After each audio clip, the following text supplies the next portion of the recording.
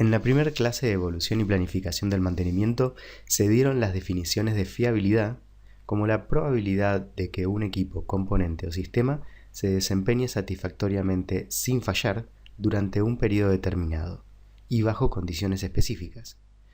¿Cuáles son las condiciones específicas? Bueno, las condiciones para las cuales fue diseñado y cumplir una función. Dicho de otro modo, que no caiga en avería durante un tiempo determinado. Un indicador de la fiabilidad es la tasa de fallo, siendo el cociente entre el número de fallas sobre el total de horas de operación del equipo. Otro indicador es el tiempo medio entre fallas, la cual nos permite estimar la frecuencia con que suceden las averías. Otros indicadores son la mantenibilidad y la disponibilidad, siendo la mantenibilidad la probabilidad de que un sistema, máquina o equipo pueda ser reparado a una condición especificada en un periodo de tiempo dado, en tanto su mantenimiento sea realizado de acuerdo con ciertas metodologías y recursos determinados con anterioridad. Por otra parte, la disponibilidad es la proporción de tiempo durante la cual un sistema, máquina o equipo estuvo en condiciones de ser usado. El estadio de vida donde se encuentra un equipo, o en forma general su ciclo de vida, puede representarse con los indicadores de fiabilidad, mantenibilidad y disponibilidad.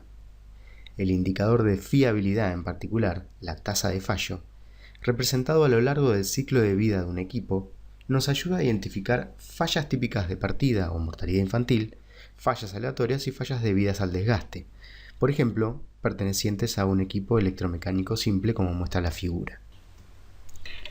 Un indicador de la fiabilidad es el tiempo medio entre fallas, cuando son hitos reparables, y cuando no lo son, se relaciona con el tiempo medio para la falla.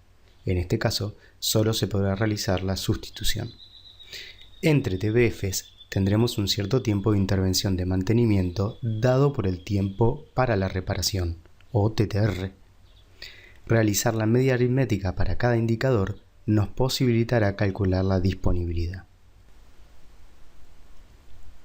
Las instalaciones industriales suelen estar compuestas de sistemas en los cuales realizan funciones más de un equipo o componente análogo.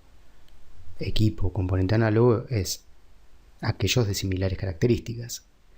Por ejemplo, un componente puede ser un ítem no reparable en este caso, como lo vimos anteriormente.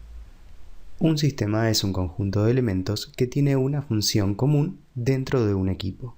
A su vez, los equipos son cada una de las unidades productivas que componen el área y que constituyen un conjunto único. Un componente es la parte en que se puede dividir un elemento. A su vez, un elemento puede ser el motor de la bomba de lubricación de un compresor. A su vez, un componente del motor puede ser un rodamiento. Nombrando más componentes podemos identificar, por ejemplo, sensores, que pueden ser ópticos, inductivos, capacitivos, artefactos como lámparas, instrumentos de medición como manómetros, dispositivos mecánicos como pueden ser válvulas, de vinculación entre elementos como transmisores de movimiento, como lo son las correas. La condición ideal para un analista de producción será aquella en que los equipos de producción se encuentren siempre disponibles a la hora de ser requerido su funcionamiento. A su vez, cuando el equipo se encuentre en funcionamiento, que dure el mayor tiempo posible. Pero el analista sabe que en un determinado momento el sistema comenzará a funcionar no cumpliendo con las expectativas mínimas de producción, o de calidad, o de seguridad, para lo cual fue diseñado el equipo. Y entonces, pasado un cierto tiempo, presentará fallas funcionales que lo dejarán fuera de servicio. En búsqueda de estimar el tiempo de buen funcionamiento, dicho de otra manera, cuánto tiempo podré utilizar el sistema, encontraremos herramientas que nos ayuden a responder la pregunta. La primera herramienta tiene como hipótesis fundamental de que las frecuencias observadas en un pasado inmediato permanecerán válidas en un intervalo futuro, y por lo tanto podrán ser tomadas como una probabilidad. Un ensayo sobre un conjunto de sistemas análogos, realizado en las mismas condiciones como funcionaría normalmente, el nivel de carga y en el medio en el cual se encuentran, el ensayo nos permitiría recabar los tiempos de buen funcionamiento a medida que los elementos del sistema van quedando fuera de servicio. El resultado definirá el comportamiento del sistema que nos permitirá estimar la fiabilidad del sistema, por lo tanto, su comportamiento a futuro. Grafiquemos los datos recabados en un ensayo de duración. En las ordenadas coloquemos el número de elementos en ensayo y en las abscisas el tiempo transcurridos en periodos. Si a medida que transcurre el tiempo se van recabando el número de componentes que continúan en funcionamiento, debemos establecer cuántos periodos de igual duración se tendrán que considerar para que no se pierda información en su desarrollo. Para ello debemos tener una idea a priori del tiempo máximo que durará el ensayo, o por lo menos el que nos interesaría que tuviera como mínimo.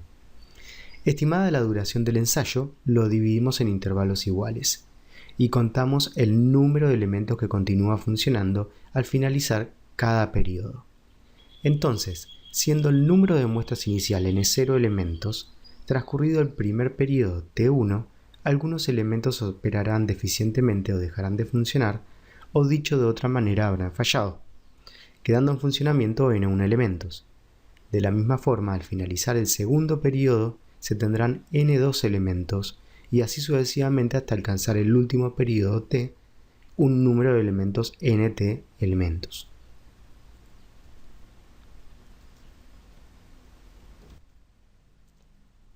Si los intervalos tomados fueron lo suficientemente pequeños, los valores recabados forman una curva que se denomina curva de supervivencia. Dividiendo todos los valores obtenidos n de t por el número de muestras inicial n de 0, obtenemos los porcentajes de supervivencia S de t.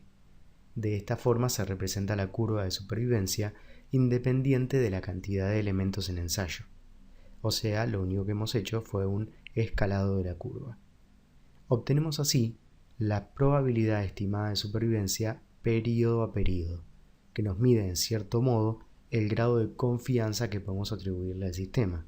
Por lo tanto, será un indicador de fiabilidad del sistema. El número de fallas en un periodo particular estará dado por la diferencia entre la cantidad de elementos que funcionaban normalmente al comienzo de dicho periodo, n de t-1, y el que continúa funcionando al terminarlo, n de t. También se lo denomina mortalidad absoluta. Si la mortalidad absoluta la dividimos por el número inicial de muestras n0, obtenemos la mortalidad relativa, que sería la estimación de la probabilidad de falla o de fiabilidad. Si en cambio a la mortalidad absoluta la dividimos por el número de elementos que inicia cada periodo, tendremos de la misma forma una mortalidad relativa, pero que la diferenciaremos tasa media de falla.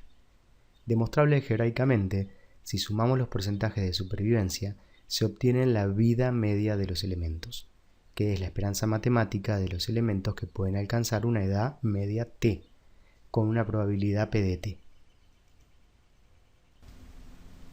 Vamos a hacer un ejemplo de utilización de estos parámetros que acabamos de analizar. Un ejemplo. Analizado un ensayo de calidad de 50 paneles LED de 45 watts de potencia, se registraron los siguientes valores. Entonces la tabla muestra periodo a periodo, hora tras hora, en intervalos equivalentes, o sea, en periodos de igual duración, la cantidad de elementos que fueron quedando a medida que transcurría el tiempo. Para ello vamos a generar en una tabla Excel, vamos a ir viendo cómo ir generando los valores y ahí por ejemplo tienen representada la curva que es el resultado de solamente graficar periodo junto con elementos en ensayo que van quedando periodo a periodo. Bueno, vamos con la resolución del ejercicio. Lo que nos piden es calcular los parámetros de fiabilidad del sistema. Por lo tanto, creamos una tabla de Excel con los datos del enunciado, acá periodo, horas y número de muestras, y agregamos las columnas para lo que son los parámetros pedidos, como es probabilidad de supervivencia, número esperado de fallas, probabilidad de falla y tasa media de falla. Las filas serán los periodos de igual duración en horas, cada 1000. Vamos con el primero. La probabilidad de supervivencia, por definición, es el número de muestras que sobrevive cada periodo dividido el número de muestras total. Aunque en este caso va a coincidir con el inicio del ensayo. Para anclar el denominador apretamos F4 y listo, anclado. El primero es 1, obviamente, todos sobreviven. Si acá al inicio me hubiera dado 38, bueno, no hubiera sido 1, ¿no? O sea, la probabilidad al inicio no hubiera sido el 100%. Luego, vida media, por definición, es la sumatoria de las probabilidades de supervivencia periodo a periodo. Por lo tanto, suma, paréntesis, incluyo todo, enter. ¿Qué nos está queriendo decir? Que una muestra tiene una probabilidad de supervivencia de 5,38 periodos, o lo que es lo mismo, 5.380 horas. Eso es una media, ¿no? Es la probabilidad.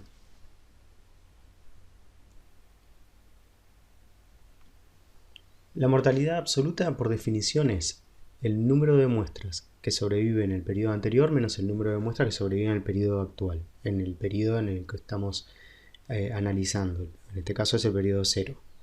En este caso va a ser 0. ¿Por qué?